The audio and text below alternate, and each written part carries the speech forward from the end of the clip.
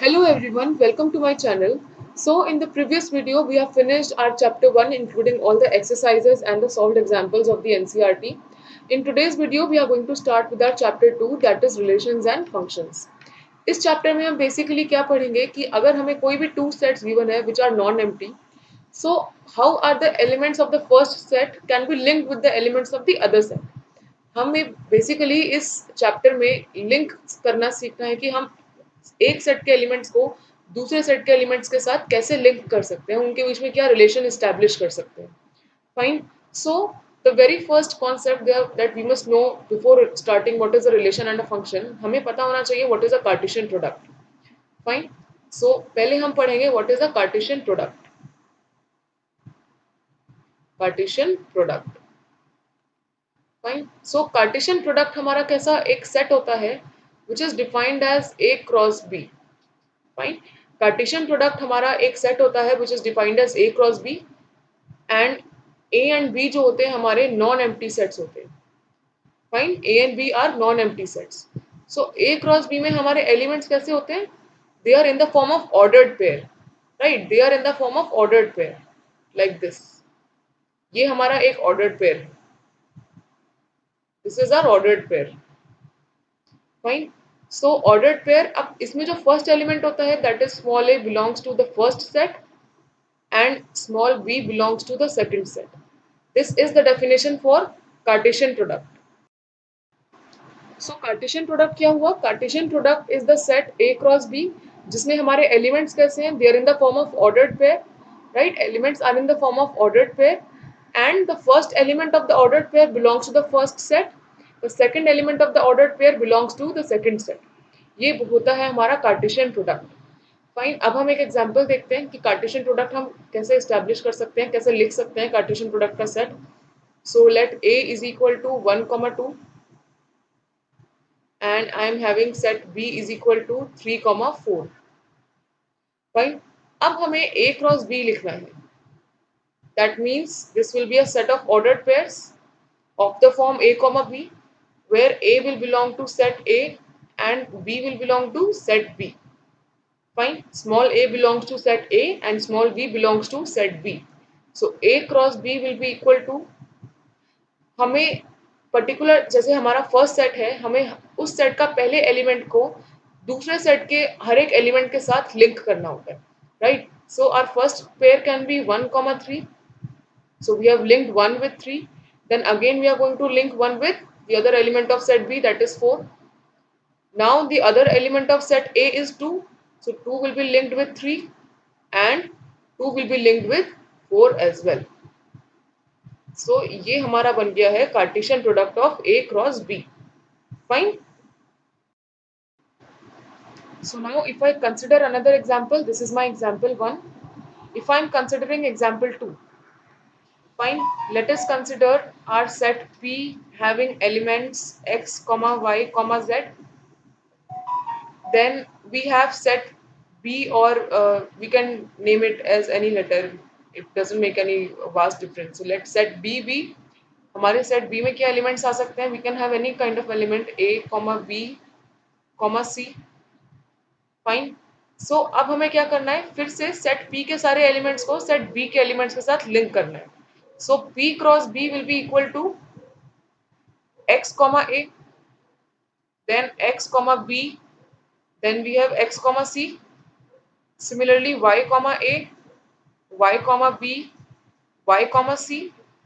Then we have z, A, z, B and z, C. So अब आप ये देखिए कि कार्डिनलिटी कितनी बनी P क्रॉस B की. n of P cross B कितना हुआ हमारा? Let us count the elements 1, 2. This one ordered pair will be counted as one element. This will be counted as one element. X, A will be one element. X, B will be another element. So 1, 2, 3, 4, 5, 6, 7, 8 and 9. So हमारे P cross B में कितने elements बने? 9. So यहाँ से हमें क्या formula मिलता है? That cardinality of Cartesian product P cross B will be equal to cardinality of P into cardinality of B. Cardinality of P कितना है हमारा 3, cardinality of B is also 3, so therefore cardinality of P cross B will be 9. so यहाँ से हमें क्या formula मिल जाता है, cardinality of A cross B will be equal to cardinality of A into cardinality of B. Fine. In this way we calculate how many elements will be there in the Cartesian product of A cross B. Now there is one more important thing to be taken care of. If I have a ordered pair like A1 comma B1 and I have another ordered pair, it is like B1 comma A1. Now these two ordered pairs are not equal. A1 comma B1 और B1 comma A1 equal नहीं होगा. For example, if I have 1 comma 4 and 4 comma 1, these are two distinct ordered pairs. ये दोनों equal नहीं होंगे, right? Because the first element of this ordered pair is not equal to the first element of the second ordered pair, right? So ये दोनों हमारे equal नहीं होंगे. Ordered pair कब equal होते हैं? When the elements of the first in the bracket, the जो हमारा पहला element है bracket का, for example, if I have 2 comma 3 is equal to 2 comma 3, that means यहाँ पर हमारा first element 2 है, यहाँ पर भी 2 है, second element is 3, again second element of the ordered pair is 3. So ये वाला हमारा ordered pair हम equal कह सकते हैं, but this 1 comma 4 and 4 comma 1 will not be equal. Fine. So now let us consider example 1. It says if the ordered pair x plus 1 comma y minus 2 is equal to 3 comma 1, find the values of x and y. So अभी अभी हमने क्या discuss करा है कि अगर ordered pair तभी equal होते हैं जब उनके first elements will be equal to the first element of the other ordered pair, second element will be equal to the second element of the another ordered pair. Fine. So यहाँ हमें ये ordered pair equal दे रखे हैं. That means x plus 1 will be equal to 3, y minus 2 will be equal to 1. Now from here we can evaluate the values for x and y. Very easy question. So x will be equal to 3 minus 1, x is equal to 2. Similarly y is equal to 1 plus 2. We shifted in the RHS. So y becomes 3.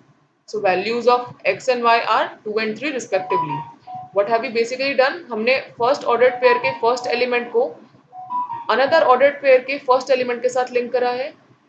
हमने first ordered pair के दूसरे element को जो हमें दूसरा ordered pair दे रखा है उसके दूसरे एलिमेंट के साथ इक्वल करा है. व्हाई? बिकॉज हमें ये ऑलरेडी इक्वल गिवन है, right? And then we have solve the equations and evaluated the value for x and y. So now we have example 2. It says if P is equal to the set ABC and Q is equal to R, Q has the single element R, then form the sets P cross Q and Q cross P. Then we have to show or we have to see whether these two sets are equal or not. So let us first evaluate what is P cross Q. Now P cross Q means the first element of the ordered pair will be from set P. So A will be linked to R, that means A comma R. Then we have B comma R, then we have C comma R. Similarly, we have Q cross P. That means the first element of the ordered pair will be from the set Q. Set Q has single element. So R comma A, R comma B and R comma C. Okay. Now by definition of ordered pair, अभी हमने what we have seen that A comma R cannot be equal to R comma A, right? This is the definition for ordered pair, that A comma R cannot be equal to R comma A unless and until the first element of the ordered pair is equal and the second element of the ordered pair is equal, right? So we can say that now since A comma R and R comma A are not equal, so P cross Q और Q cross P जो हमारा set है उसके elements unequal हो गए, उसके elements different हो गए. That means P cross Q will not be equal to Q cross P. So now we have example 3. It says if A is equal to set 1 comma 2 comma 3, B has elements 3 comma 4 and C has elements 4, 5 and 6. So we are supposed to find A cross B intersection C. So for first part we are supposed to evaluate A cross B intersection C.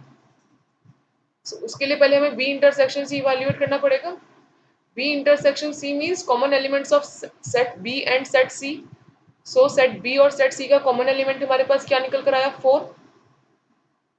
Now we are going to take the Cartesian product of set A which is 1, 2, 3 cross 4. So this will become, now the element of first set will be linked to second set. So this will be 1, 4, 2, 4 and 3, 4. So ये हमारा बन गया A cross B intersection C. Fine. अब third में हमें क्या निकालना है? थर्ड पार्ट में A cross B union C. A cross B union C. अब पहले हम B यूनियन C इवैल्यूएट कर लेते हैं. B union C means all the elements of B and all the elements of C together. So B में हमारे कौन से एलिमेंट्स है? 3, 4. C में हम क्या लिख देंगे? 4 हम दोबारा रिपीट नहीं करेंगे. सो 4 अब हमारा क्या आ जाएगा? 5, 6. सो 3, 4, 5 एंड 6. ये हमारा बन गया B यूनियन C. तो अब जो हम क्रॉस प्रोडक्ट निकालेंगे, कार्टेशियन प्रोडक्ट निकालेंगे, ये हम निकालेंगे 1, 2, 3 क्रॉस 3, 4, 5, 6. सो नाउ पहले सेट का हर एक एलिमेंट दूसरे सेट के हर एक एलिमेंट के साथ लिंक किया जाएगा. Now this will be equal to 1, 3, 1, 4, 1, 5, 1, 6. Then we'll have 2, 3, 2, 4, 2, 5, 2, 6.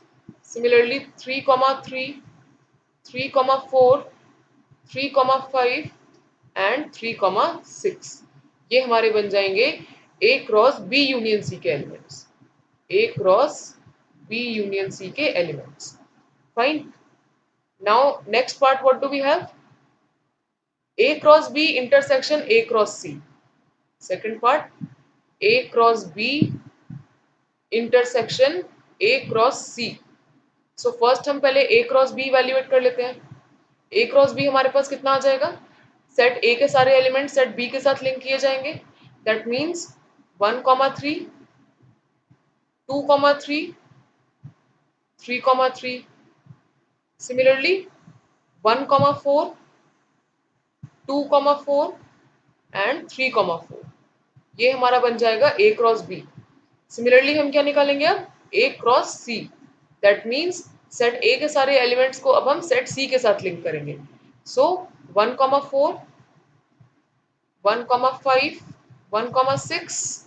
Then we have 2, 4, 2, 5, 2, 6. Then we have 3, 4, 3, 5 and 3, 6. ये हमारा बन गया A क्रॉस C. अब हमें A cross B intersection A cross C निकालना है. That means the common elements of A cross B and A cross C. So common elements कौन से निकल के आ जाएंगे हमारे? अब आप देखिए 1, 4 and 1, 4. This ordered pair is common. So पहला एलिमेंट बन गया 1, 4. Then we have 3, 4. 3, 4 and 3, 4. So second ordered element pair हमारा क्या बन गया? 3, 4. फाइन. उसके बाद हमारा क्या बन जाएगा? Now we have 2, 4 and again 2, 4. This is 2. Fine. So ये जो हमारे तीन ऑर्डर्ड पेयर आए हैं ये हमारे इंटरसेक्शन सेट के एलिमेंट्स बन जाएंगे. फाइन. This is 2, 4. सो तीसरा एलिमेंट इंटरसेक्शन सेट का क्या हो गया? 2, 4. So this becomes A cross B intersection A cross C. That means Cartesian product A cross B और Cartesian product A cross C के कॉमन एलिमेंट्स लिखती हैं. इंटरसेक्शन में हमारे कॉमन एलिमेंट्स आते हैं. हमने वही कॉमन ऑर्डर्ड पेयर जो है वो इंटरसेक्शन सेट में डालकर लिख दिए हैं. The only difference is Cartesian product में हम ऑर्डर्ड पेयर्स लिखते हैं एज एलिमेंट्स. ठीक है. नॉर्मल सेट में हम लोग सिर्फ एलिमेंट्स लिखते थे, सिंगल एलिमेंट्स. कार्टेशियन प्रोडक्ट में हम लोग ऑर्डर्ड पेयर लिखते हैं जो कि हमारे एज अ एलिमेंट ट्रीट किए जाते हैं. Fine. Now the fourth part that is given to us is we are supposed to evaluate A cross B union A cross C. अब हमने A क्रॉस B और A क्रॉस C तो हमने already evaluate करा हुआ है, A cross B and A cross C. अब हमें इनका यूनियन लिखना है. That means combining all the elements of A cross B and A cross C. तो ये हमारा क्या बनकर आ जाएगा? So let us start writing all the elements of A cross B first. सारे ऑर्डर्ड पेयर हम लिख देंगे ए क्रॉस बी के पहले। So we have 1,3, 2,3, 3,3, then we have 1,4, 2,4, 3,4.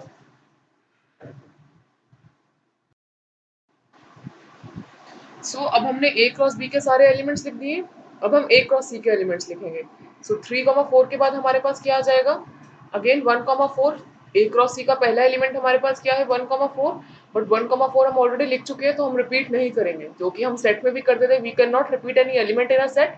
तो सिमिलरली कार्टेशियन प्रोडक्ट में भी हम ऑर्डर्ड पेयर को रिपीट नहीं करेंगे।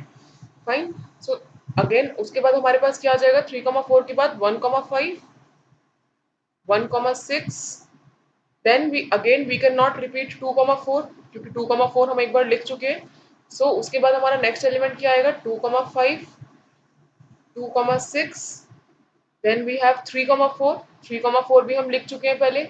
सो हम 3,4 को भी रिपीट नहीं करेंगे। फाइन। अब इसके बाद क्या आ जाएगा हमारे पास? 3,5 एंड 3,6। ये मेरा बन गया है A cross B union A cross C. Now we have example 4. It says if P is equal to 1, 2, form the set P cross P cross P. So जब हमारे को तीन सेट का कार्टेशियन प्रोडक्ट निकालना होता है, पहले हम लोग फर्स्ट टू सेट्स का निकाल लेते हैं। फाइन। सो हम लोग क्या कर सकते हैं? We can evaluate P cross P first. So P cross P मेरा क्या बन जाएगा?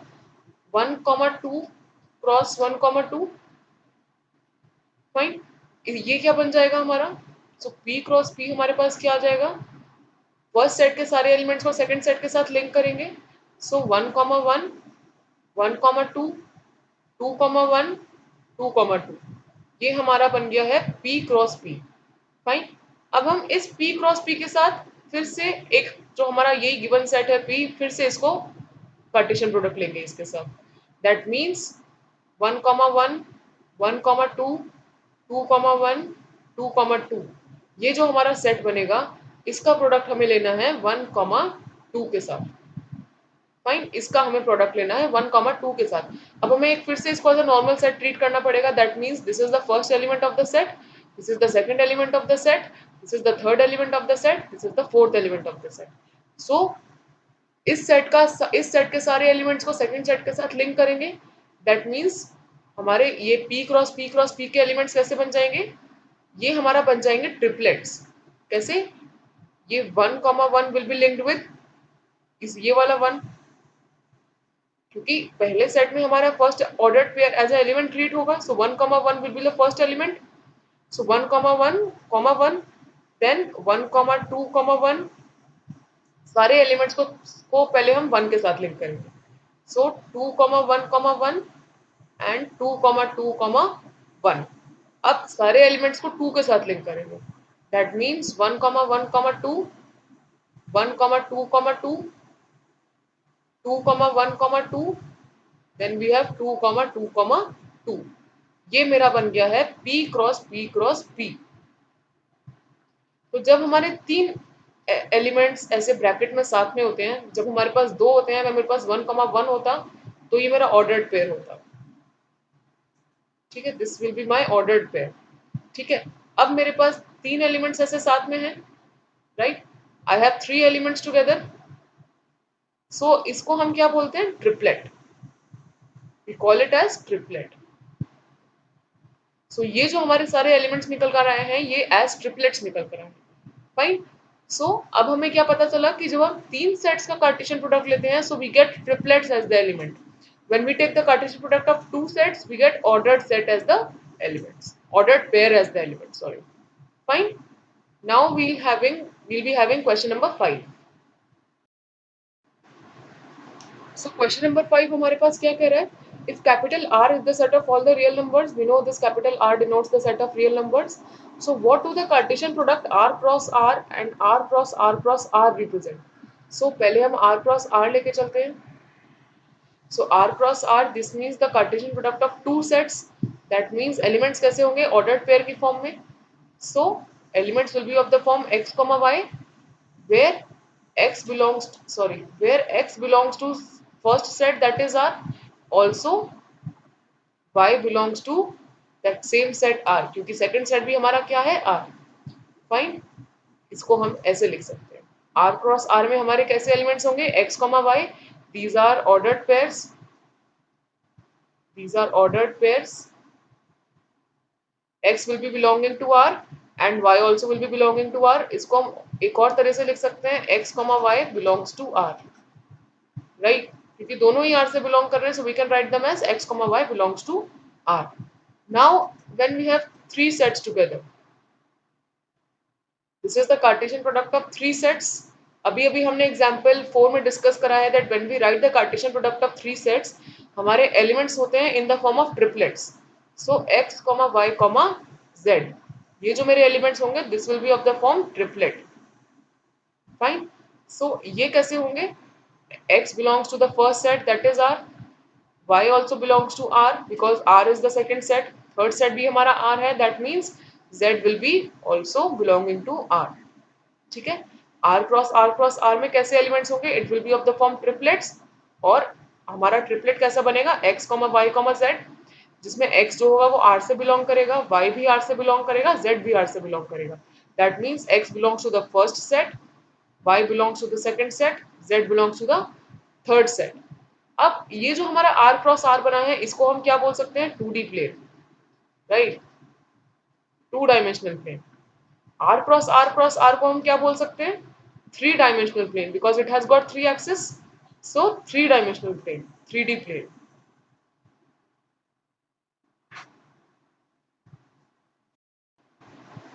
So now we have example 6. It says if A cross B is equal to P, Q, Q, R, M, Q, M, R। ये हमें ordered pair दे रखे हैं, A cross B के सारे ऑर्डर्ड पेयर्स हमें गिवन है। We have to find A and B, हमें set A and set B के एलिमेंट्स लिखने हैं।